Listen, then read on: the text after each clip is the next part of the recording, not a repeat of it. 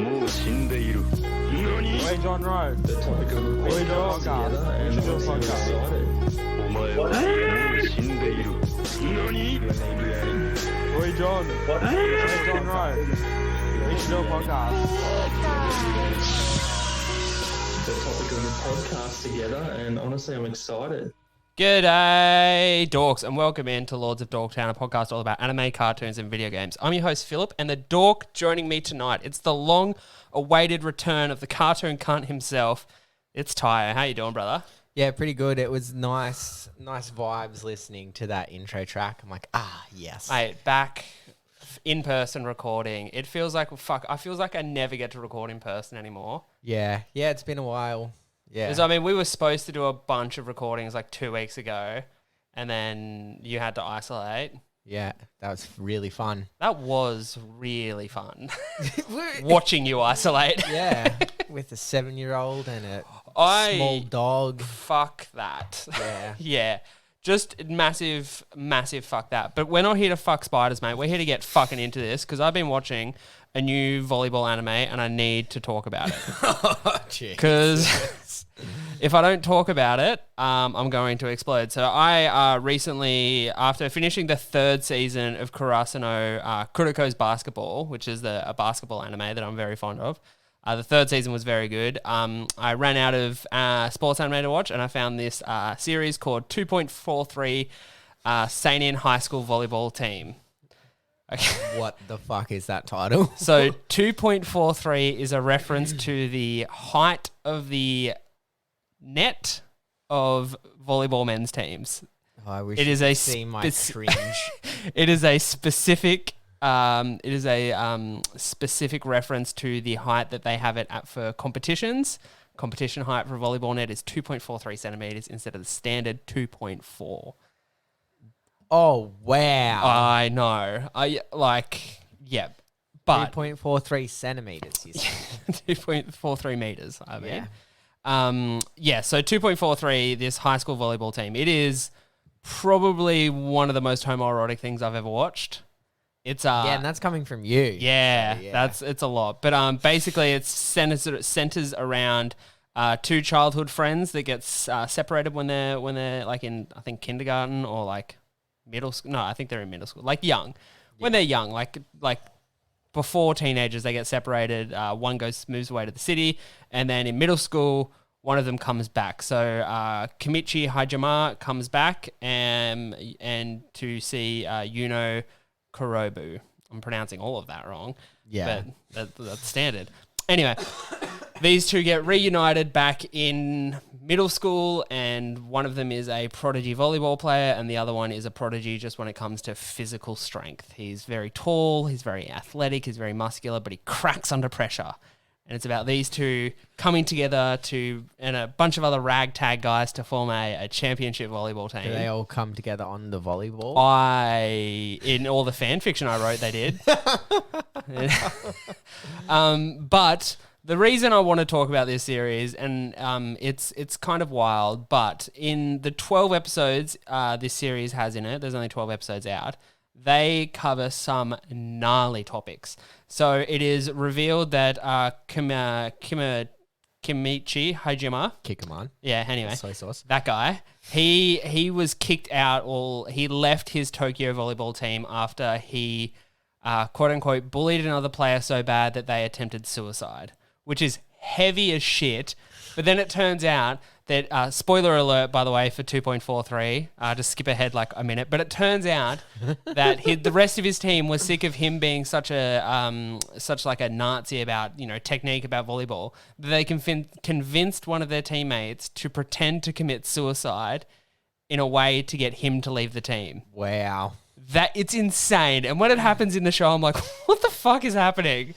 Like, this is in between, like, long, lingering shots of them just staring at each other over a volleyball court. Like, it is... Shirts off?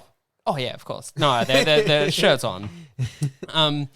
So there's a lot of things going on in this series, but it has some of the best sound design I've ever seen. I uploaded a clip to the Instagram, Lords of Dorktown, this week, where it was just, like, one scene from there of... one of the main characters doing a spike, which is just a standard hit the ball down on the other player's court. But the sound design for it all is fantastic. The sound of him hitting the ball, the sound of the ball hitting the floor and then ricocheting off, all of it is just, it's fucking so good. And it hits that perfect little sweet spot for me where it's, you know, a sports anime. It's boy lovey, I suppose. I don't know why I like it. I think I do. So do I, but I think I'm not ready to admit it yet, but we'll just move on. Is there anything that's been getting it for you lately? Re-watched Lord of the Rings for like the 100 millionth time. Yeah, it's coming up to Christmas, which means I get to rewatch Harry Potter soon. Yeah, sick. And unfortunately, on Netflix, they don't have the extended editions, and I don't know where my USB full of the extended editions. They're probably corrupted files now. Yeah. But, you know, I'm only missing out on like essentially a whole nother movie. Yeah, that's there's like, what, 3 hours or 2.5 hours or something like that of extended footage? Yeah, I think more than... It's nuts. Yeah. It's awesome. It makes sense. They don't even have the whole fucking, like... I forgot that, like, you don't get to see fucking Saruman die. You don't see him die in Not in the extended, in just the standard, in the standard cinematic cut. Yeah, he just stops existing. That's crazy. Yeah, they defeat the Ents defeat Isengard. Oh. All done. Yeah. And I think Bombadil, yeah.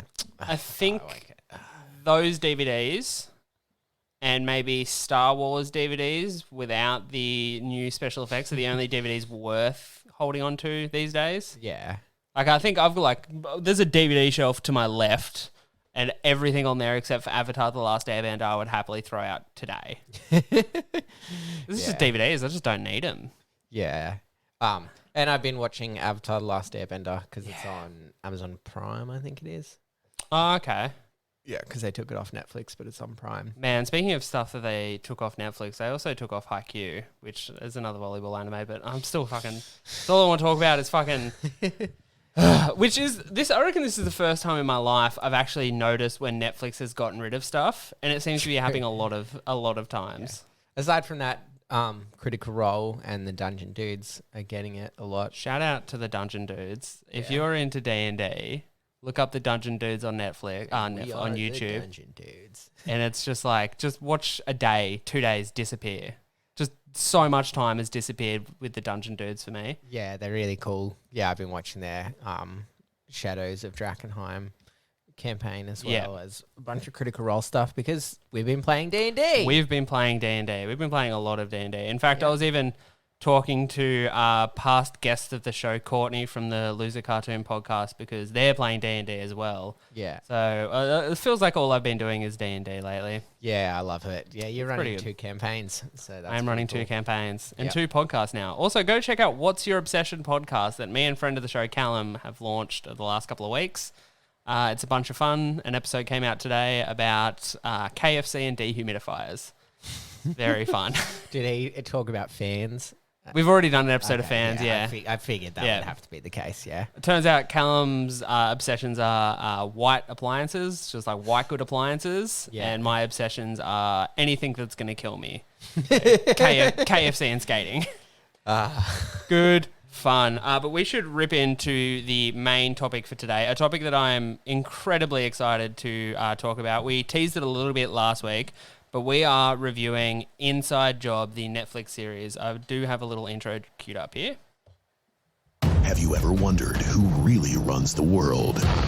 Everything you know is a lie, and the people who are really in control are. Jesus, can we turn on the lights for once? Some of us have hangovers, all right?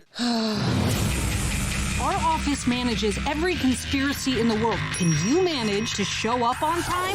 Reagan Ridley! You are so smart, but your people skills, whoop! Everyone remember to do time cards! Time cards! That's why I brought in someone to co-lead the team. Brett Hand, thrilled to be serving whoever gives me approval. You're just some yes man. Yes, man. These people are trying to push you out of the company just like you did to me. Dad, you weren't pushed out. You were fired. You almost exposed the deep state because you wanted a ride to Wetzel's Pretzels. You're lucky I called the snipers off. Gary, no. No. Ha ha. Save it for stand-up night, Gary. I know that I could make the world a better place. I didn't have to deal with all of this. The throne, bro! What the hell? Are you all high? Oh, God. Wake up, sheeple! Welcome to Inhuman Resources. I'm Mr. Mothman.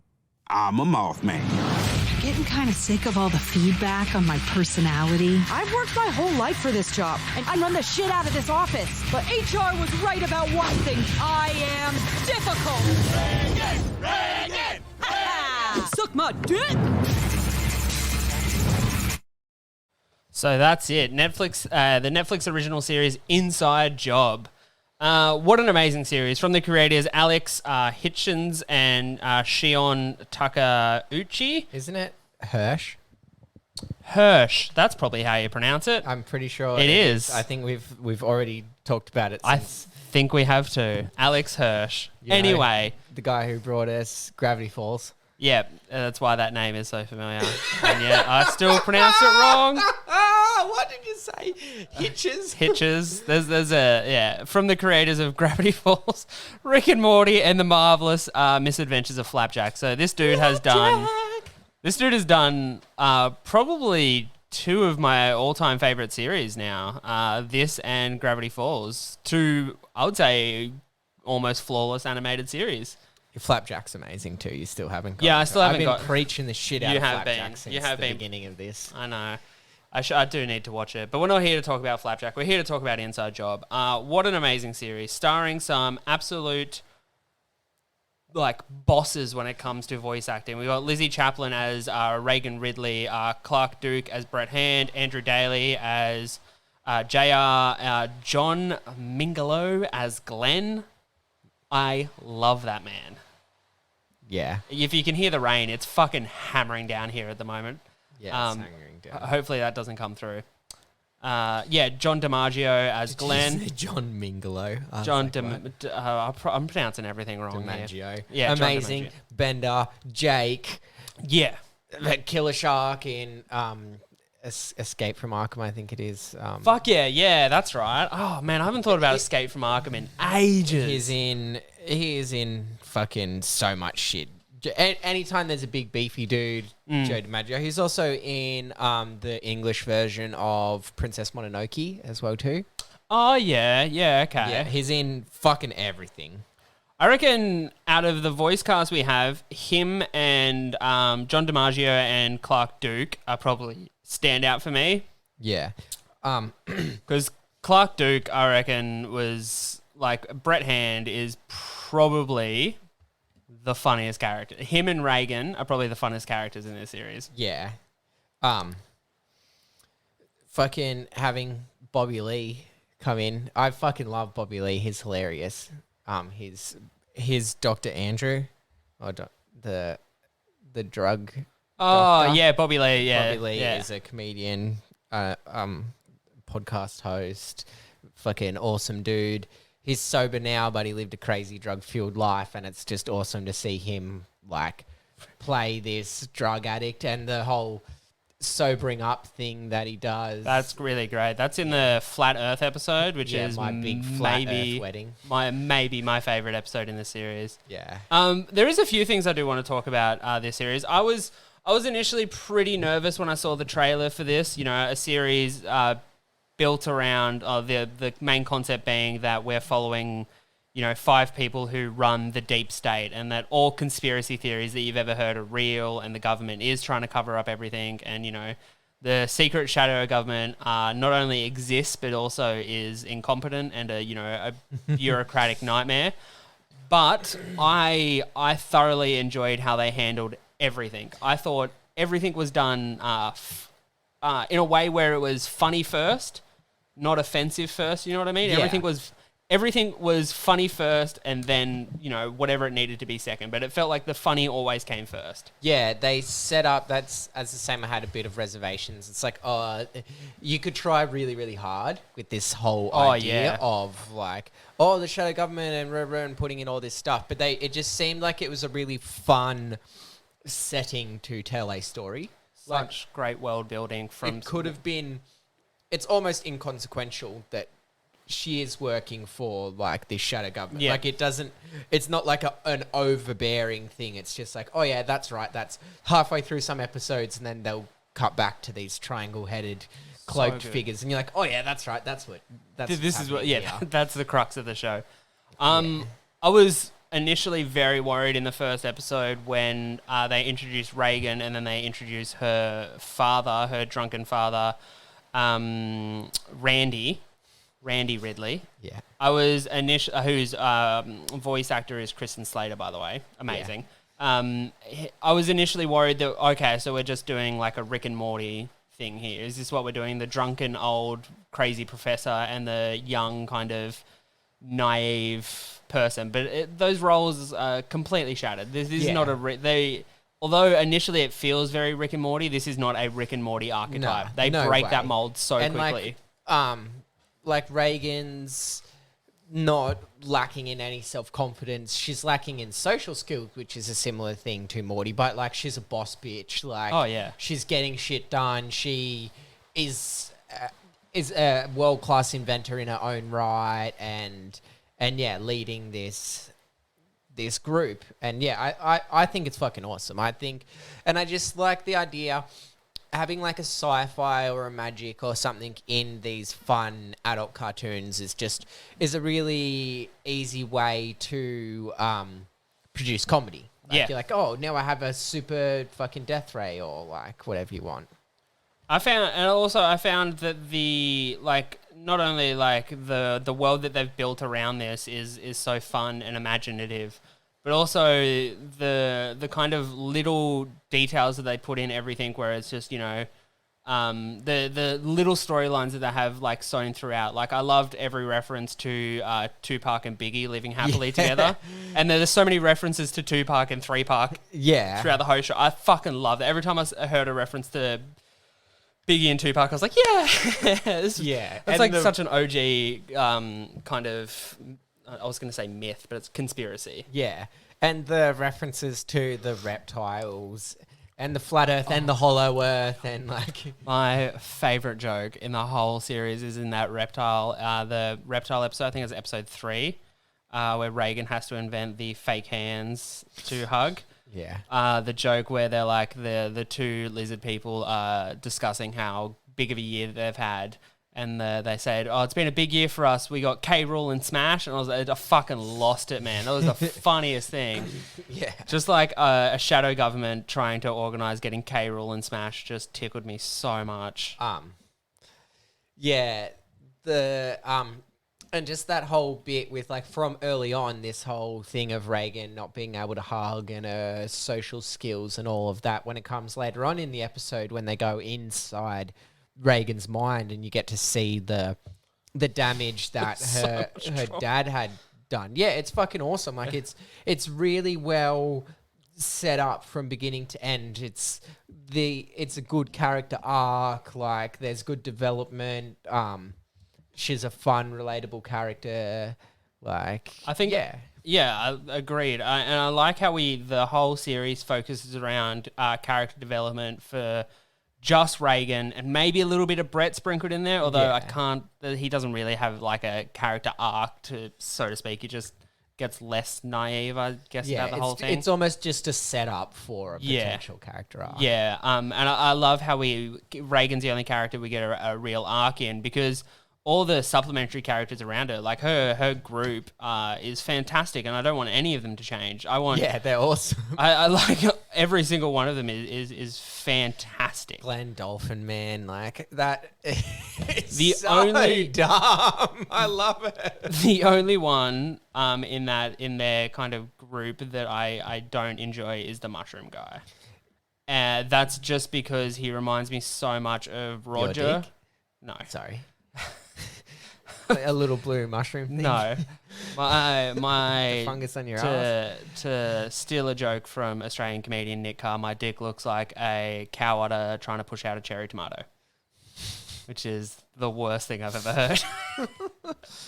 But kind of like Roger. Yeah, this like alien, like nihilistic, attention-seeking party animal. Like, and there's a lot of Roger vibes in I can't even remember what his name is.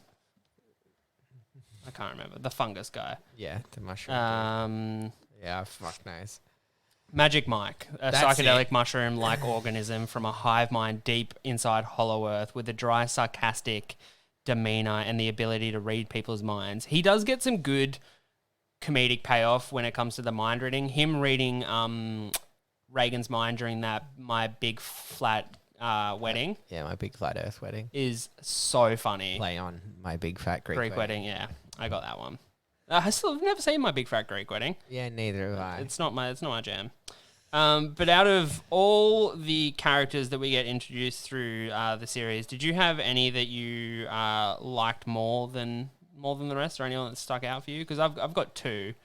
I think the portrayal of Buzz Aldrin, the fake Buzz Aldrin, is amazing, and POTUS. Rapotus, sorry. Yeah, I was going to say Rapotus is my favorite. Yeah. I'm a big fan of someone trying to extinct all of humanity. I always relate with that kind of a character.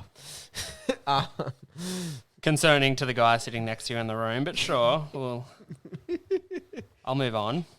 Yeah. And I do like Dr. Andrew just because I like Bobby Lee so much, and I can see how they either directly writ the character for him or allowed him to have a lot of sort of freedom with the character. Lots of improvisation, you reckon? And he improvs heaps. He's really funny. He's king of bullshit. So yeah, I just really like that they made this character for him. Yeah, I would say he has some of the overall funniest bits. Like, we keep going back to My Big Flat Earth Wedding, but his sober mind just like, and the way he comes down off the drugs where he just starts developing like tics, Tourette's, he's just like anxiety. He's just a nightmare of a sober human being, which is such a fun idea. Oh, and him and Mike are just trying to get into the orgies at the reptile. Oh my God. Yeah, that's episode 3, Blue Bloods. Like this series only has 10 episodes total, and I would say every single one of them is an absolute banger, with the exception of Breakfast Club. What? Or the Breakfast Club. I like the Breakfast Club. That's the episode where I like Mike the most. That's the episode I hate him the most. I think he's fucking unbearable. Yeah, that's why I like him the most, is they wrote him so well that he's such a dick. He's such a dick. Yeah, and just there's just so many like fucking homages in that episode, or all of these 80s films. Yeah, I think I just have a general dislike for 80s pop culture. So I just hated it. You fucking 90s kid. I hate 80s pop culture. I fucking think it's the most tacky fucking bullshit. That's why it's good. I hate if another person tells me that Ghostbusters is an amazing movie, I'm gonna fucking headbutt him. Like, it's good. It's trash. You like it for trash. I just can't do it. Like, I've had this argument with so many people that it's like everyone will be like, "Oh, 80s movies are the best." Man, fucking 80s movies suck dick. I can't stand them. Do you not like The Breakfast Club? Oh, I like parts of The Breakfast Club. I think the movie is vastly overrated. I think the last 5 minutes are pretty good. Oh. I know. Ferris Bueller's Day Off? Nah. Oh. I know. It's not my jam. What? Yeah, I think Goonies is fucking nightmare fuel. I can't do it. You go. I just can't. So I think maybe the only reason You're just sad because you would have been chained down. No, that's Kurt. He was chained down. Yeah, Kurt was the chained up brother. I think that's the only reason I found episode 5, The Breakfast Club, not enjoyable. And it's not like it wasn't enjoyable. It's just I was just cringing a lot at it. Yeah, I just Magic Mike is fucking abhorrent in that episode. Yeah. Like, it's fucking some bullshit. And I reckon that's where he is written the most like Roger from American Dad. Yeah, true. Like, they're basically, you could switch out their voice actors and you wouldn't notice the difference. I love Roger. I hate it. American Dad, and I've said this before, I reckon American Dad is like the worst of those, like, of that echelon of cartoons. What? It's the best. It's I watch it on the worst. reg. Nah, American Dad, like, I reckon it goes... It shits all over Family Guy. American Dad's way better. I reckon it goes Futurama. Yeah, Futurama's Simpsons. on a different level. Simpsons. Yeah, they're different. And then Family Guy. I feel like American Dad. Simpsons season, like up to season 8 or so, sits away from everything else. After that, then I would rate it lower than American Dad. Well, I no, would rate see, season 18 of Simpsons, even though I don't fucking just picked a random number. Yeah. Yeah. Lower than I reckon American Dad. I reckon I've given this a lot of thought. If you take the all of Simpsons into account, the good and the bad, all of it, I still reckon those 5 or 6 amazing seasons are still good enough to outweigh the rest of the shit. But if it keeps going for maybe 2 more years, I reckon that scale's tipping. So I reckon it's got another 2 more years, and if it keeps putting out fucking dog shit content, it'll tip down. Wow, I didn't realize you felt this way. Well, just think about how good those 6 seasons of The Simpsons are. Yeah, they're amazing. They're absolutely beyond amazing. It's some I of think the... it's season 5. It's just like pure gems. It's like everything that was just me as a kid. It's like, haha, Simpsons quote, Simpsons quote, Simpsons quote. Oh, yeah.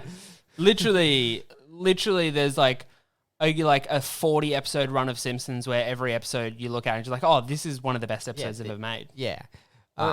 And not even that, like you've got Treehouse from Horror in that era, are like the pinnacle of like montage episodes or like short storytelling episodes. And I fucking love those. It left a big mark on culture. Like no cartoon can do it. But again, like I totally agree. I rate Futurama higher. I was watching Futurama, which is hard for me to say. Night, and the episode where Professor invents the what if machine. Yeah.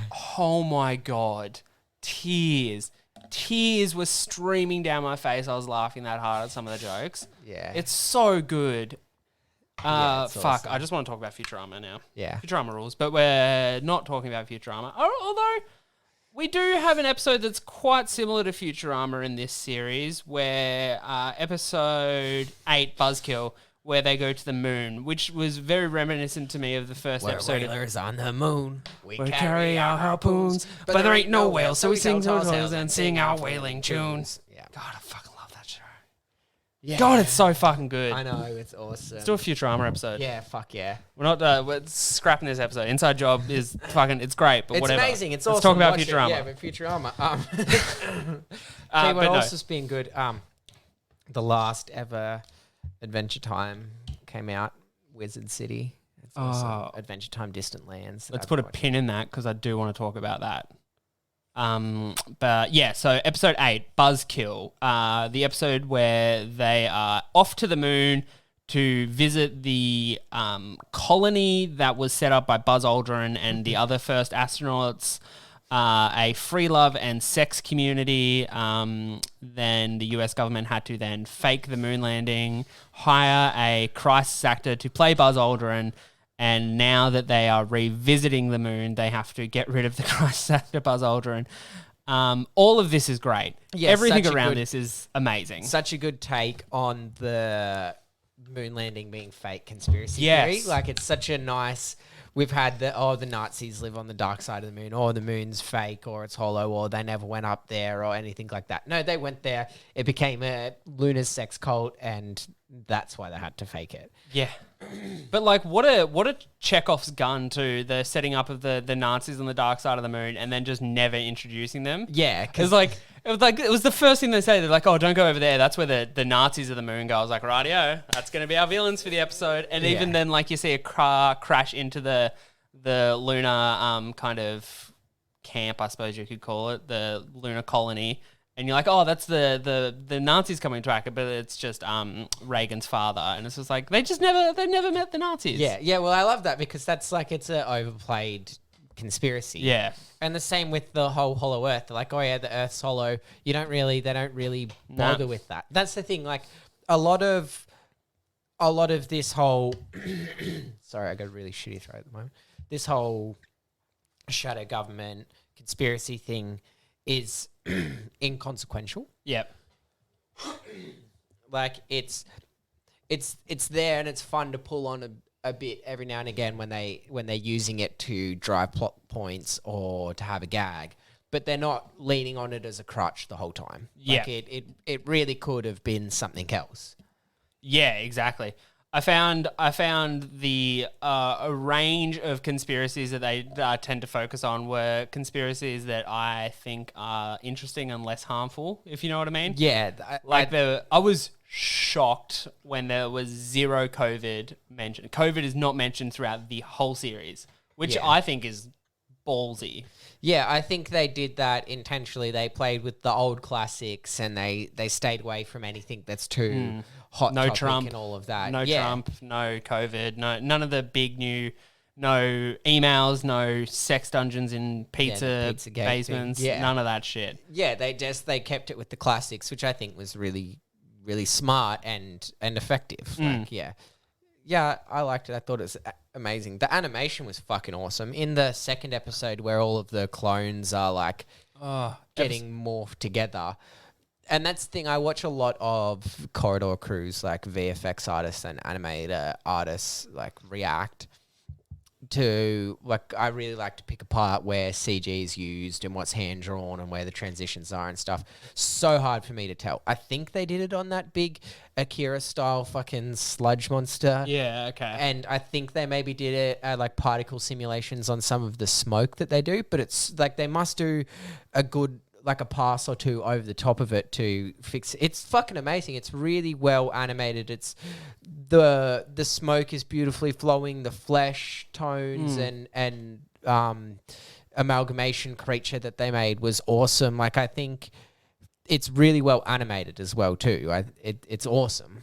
Yeah, agreed. That episode 2, Clone Gunman, has a really good line in it too, where Brett asks Reagan, describes the clone globe. He's like, it's like, have you seen Akira? And Reagan's like, yes, anime is very relevant right now. Yeah, that's awesome. Like, very good. It's such a good note. And like to reference the thing that you're referencing is I always find it funny. It's like that thing where I think it's an old Family Guy bit where they mention the title of the movie in the show, which they do in this episode too. Yeah. Which is, I think, is in episode with the 007 dude, Ghost Protocol.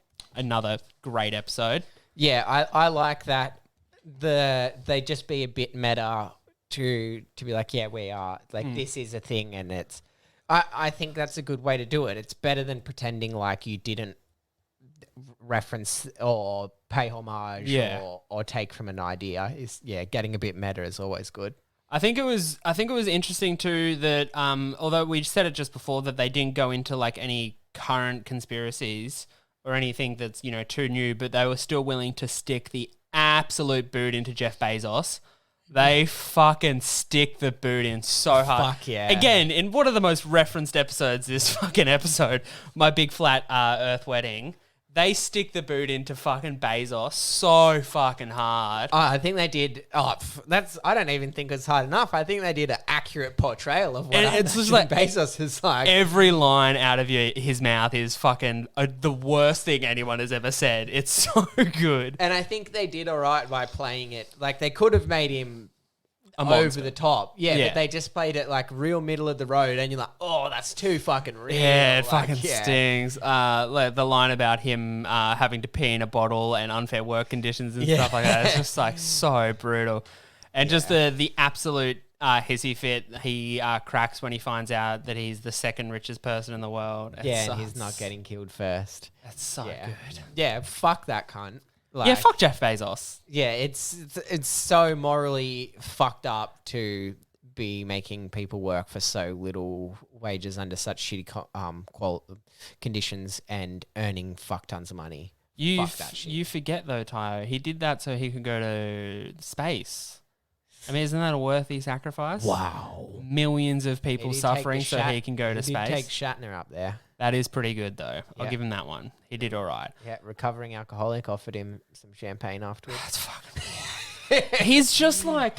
This might completely derail the podcast, but I've been scrolling through a fuck ton of Reddit, just like a fuck ton of anti-work, a fuck ton of just like eat the rich kind You're of. becoming a socialist. Oh, it's no, but also kind of like it's fucked. Hey, I also listened to like a 4-hour podcast about the Soviet Union, and I was kind of like, oh yeah, okay, so maybe communism isn't the right way, and then I was like, maybe socialism. I was just, but anyway, the amount just Everyone watching from America just stop. I know it's the amount of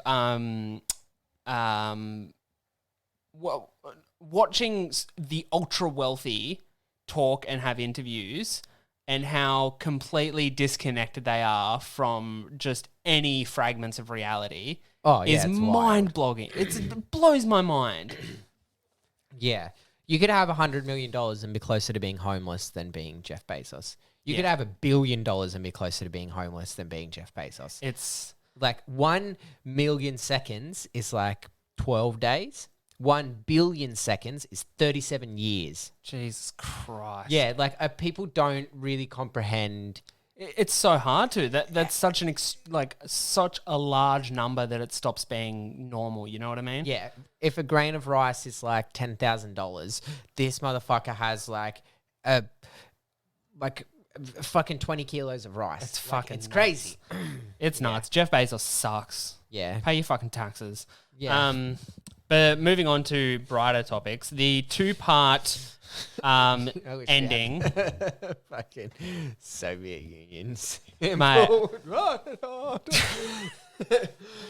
I'm going to get fucking real socialist soon, I reckon. It's getting fucking grim, hey? Welcome to the dark side. Yeah. But finishing up on the 2-part cliffhanger for the series with the episodes Mole Hunter and Inside Reagan. Great episodes. I thought fucking awesome. the Mole Hunter episode had some awesome stuff with the Oprah character. Yeah. That was fantastic. JR and Oprah walking through that maze together. I could have watched a whole episode of that. Yeah. I loved every second of it. Yeah, Oprah's a ruthless bitch. Oprah is fucking stone cold. And also the Inside Reagan stuff is fucking horrific. Yeah. It's so horrific. And how well it is set up throughout the rest of the series with the relationship with her dad and her mum. Well, I think Barrow's introduced in the first episode, like in like the first couple of minutes of the first episode, maybe. Yeah. And also Reagan not being able to hug, like we mentioned, that's comes up in Blue Bloods, the 3rd episode. You get to see all the intimacy issues in the 4th episode with Sex Machina. Again, she deals with intimacy issues in the Breakfast Club. Like, we literally see Reagan change through every episode and get a little bit stronger. Yeah. And then we spend the whole 10th episode just wondering, like, looking at why she has so much trauma. And it is fucked. Yeah. It's not in those final episodes, but there's like a cold open. I think it's episode 5 or 7, maybe. Where child Reagan brings in 4 turtles that she's been exposing to radiation. Yeah. And like you think it's going to be a touching moment where her dad's going to give her a bit of praise, but he's just like, no, you just gave those, I think the line is you just Chernobyl their insides, which is like such a fucking brutal line. Yeah. And they do target practice on the pet turtles outside. Like it's fucking so good. Yeah. Yeah, it's really well done, beautifully animated, like great characters, great plot lines. I love even that Mothman is their inhuman resources. And that they have Mothman. I'm a Mothman. They have the Easter Island head dudes rocking around for no reason. And just there's so much. Like, I can't wait to watch it again for a 3rd time and pick even more background shit out because there's just so much going on in the background. I think there's a line in like the 1st episode or the 2nd episode where everything in Cognito Inc., which is a great name for a company, by the way. Everything in Cognito Inc.'s going to shit, and the janitor looks up at the Mayan calendar and he says, "Oh wait, it ends today." Yeah. It's just like, oh fucking hell. It like actually gave me a flashback to living in the year 2012 and being pretty convinced for like 6 months that the world was going to end. I was pretty convinced. That was the year after I finished high school, and I was like, well, I finished high school, so if it all ends now, it's fine. Fuck. You're like, yeah, I definitely peaked. Yeah, everything's done, you know. I finished high school. I got a girlfriend. I had sex. We're done here. I can clock out, right? Yeah. It's all over. God. I got passing marks on my drama IP. It's all good. I fucking nailed my individual performance for my Year 12 drama class. Thank you. I fucking smashed it. I did a retelling of the popular Shakespearean play. It was fucking douchey. But anyway. Hipster. Oh, no. did a scene Hipster before it was hipster. Yeah, I did part of Snatch, where Bricktop talks about feeding bodies to pigs. I don't even. I had no reference to any of those words. Oh, I know my what pigs God. is. I knew that one. Snatch. It's directed by Guy Ritchie. It's one of the best films ever. I don't. Stars Brad Pitt, Jason Statham. Is it animated? No. Well, then we're not talking about it. I don't. Yeah, I have massive. Shakespeare animated. I have my. I have massive blind spots when it comes to movies. I haven't actually watched that much film. I know a lot of people are like big movie snobs, but that's not me. That's me, yeah. I don't watch movies. I do watch series. Now, Do you watch hentai? I don't do that Samuel regularly. Jackson does. I don't do it often. If you were to give an overall score to Inside Job, the 2021 original Netflix series, where would you fall? How's it falling between like a what's a really good between like a Big Mouth and what's another? Where does Big Mouth sit on your scale? Big Mouth is like I think Big Mouth is one of the best comedic Netflix series that have come out. Okay. I haven't watched the last season though. I got like a few episodes into season 3 and got bored. But like I think Big Mouth would be probably one of the best Netflix series at the moment. Yeah, I like it. Probably the most successful. It's definitely run the longest or close to the longest. But like between like a Big Mouth and a Close Enough, like a series that like Close Enough is a series that I really enjoyed. I fucking love Close Enough. But I think this is better. I think this is better just because it has a better kind of. I think it has a better plot to pull it through. Oh yeah. See, they're so different to me to say one is better or the other, because like Close Enough is really fun. And it's got the like 11-minute episodes, like so it's 2 episodes per very one bite-sized. episode of this. Yeah, it's really bite-sized. They follow the like regular show format that I like, where things start to get absurd pretty quickly and Escalates and yeah. But again, there's not much real. You don't need character development, and it sort of does the story loop where any development just comes full circle and the characters reset again. Yeah. Where I feel like this is more real. Like there's much more movement, like room to move and grow in Close Enough. But yeah, I think I'd place it up pretty high with like Inside Job with Close Enough. I think they're too different for me to say one's better than the other, but yeah, they both fucking rock. I think like this Inside Job has a 7.7 star rating on IMDb out of 10. Fucking crazy. Which it feels really low to me. Yeah. It really does. Because like I'm looking at this, Big Mouth got a 7.9, Final Space got an 8.4, which I think is wild. Yeah, I've heard a couple people tell me how amazing Final Space is. I hated the first episode with such a passion. Yeah, I think I watched an episode and a half and I was like, I've been told you got to get through 3 episodes. Fuck me. And like I'm a big one for like 3 episode minimum. Yeah. But like fuck, if a show's bad enough to make me turn off in that first episode. But like 7.7 feels low. And like Rick and Morty sits at a 9.2 star rating. And that like I can get that. But I feel like a show like this doesn't have the large fandom behind it. It doesn't have the large number of episodes behind it. Like Rick and Morty's on to season 5 now. Yeah, but this is like comparable with Rick and Morty back in the day. Season 1. when This I was to watching it season when it 1 was first coming out. Yeah, Like, season 1 of Inside Job to season 1 of Rick and Morty are very similar. Like, not in the way of storyline, but similar in the way that we see character progression. They're engaging, they're funny, they kind of twist the genre on its head a little bit. Yeah. They go in places where you wouldn't expect it. Because, like, if we heard the premise of this, like the brief one-line premise of Inside Job, I think they've got it here. 4 employees of the deep state. Conspiracies aren't just theories, they're fact, and keeping them secret is a full-time job. Like, with that brief description, you could come up with a lot of boring shit. yeah, bloody oath. And even when I first saw the trailer come up, I was like, like, we'll see how it is. What made me watch it was Bobby Lee. And I was like, Yeah, oh, okay. I really like Bobby Lee. He's funny. And then I watched it, first episode, and I was like, this is fucking great. Like, yeah. Yeah, it hits And the whole folding the note, and it says boobs. Like, yeah. It's so good. A character we haven't really spoke. I'll finish up what I was going to say. Yeah, I think overall, I'd give this series like a solid like 9 out of 10, maybe. Like, yeah, I was thinking like 8.5 easy. It's really solid. The animation solid, the voice acting solid, the world building solid, the storytelling solid.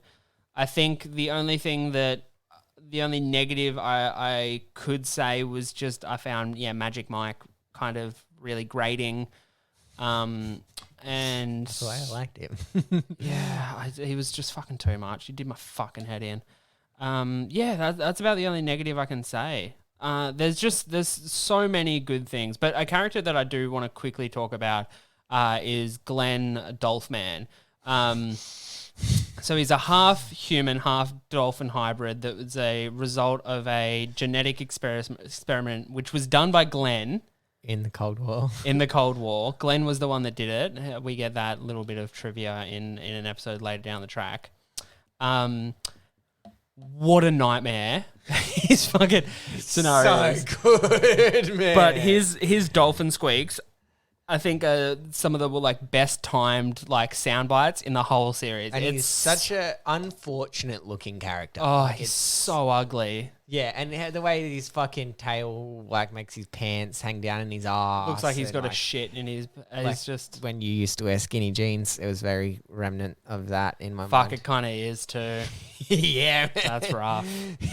And just like when him and Brett switch bodies, and he's like, just quickly, is the blowhole supposed to hurt? He's like, yeah, it's a fucking hole in your head. Of course it's gonna hurt. It's just like, oh, you live like in constant agony. Yeah.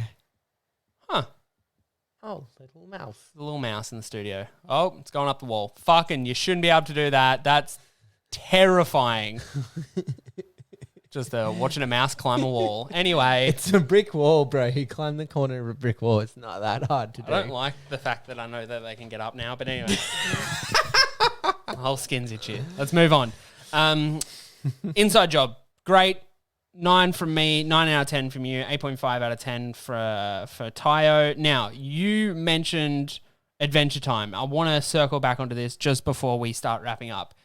So, Adventure Time's officially, that's it. They're done. Yeah. So, what happened? Was this the series end, or was there a movie? The series ended with like essentially a movie length episode. Okay, so like kind of Steven Universe style?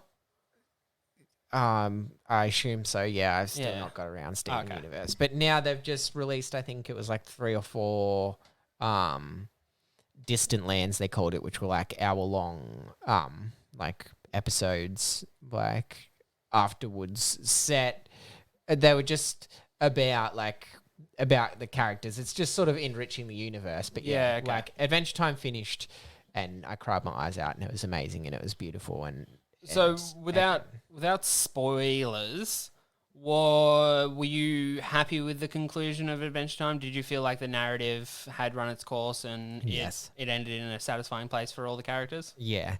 Like, the ending of regular show was fucking great and really epic, but there was less regular show, and again, they started to get, like, you could see they were kind of like, oh, we're sort of running out of shit to do.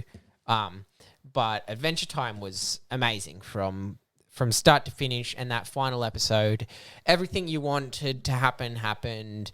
You like everything you didn't want to happen but were worried did was done well. Like,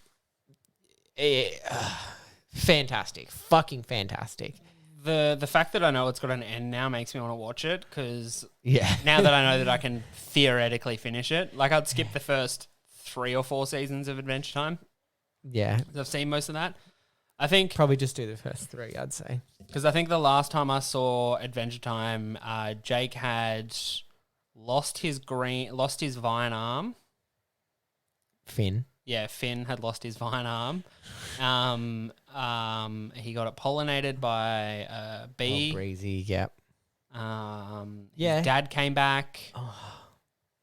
Yeah, so I think that's where I left off. So how many seasons after that do I have to finish? That's pretty towards the end there. Okay, good. Yeah. Yeah, there's lots of arc with his arm. Yeah. Oh, man, when his dad leaves him. Oh, my God. Yeah, I don't do too well with anything to do with dads leaving. Wouldn't know what that was all about. Don't have any past trauma there, do I? No. Fuck me dead. Annie Who'sville. I don't have anything left to say. Let's pull up stumps here. Yeah. I think we're done. Yeah. It's And been that's awesome. absolutely fantastic having you back in, Tayo. Yeah, it's good to be back in. I'm keen to do it. We got fucking plenty we still need to do. Yeah, for sure. We're going to have some episodes coming out soon covering, I think we're going to do a Korra series coming up soon that I've been working on that I'm pretty excited about. I'm waiting for that. Also, we've got a bunch more collabs coming down the track, so stay tuned for that. And as I mentioned earlier, make sure you check out Lords of Dorktown on Instagram. And you can What's Your Obsession? What's Your Obsession pod as well. Check that out with me and Callum. It's my brother. It's been fucking sick having you here, Tayo. You too, bro. You want to sign us off there, brother? Keep it dorky. You.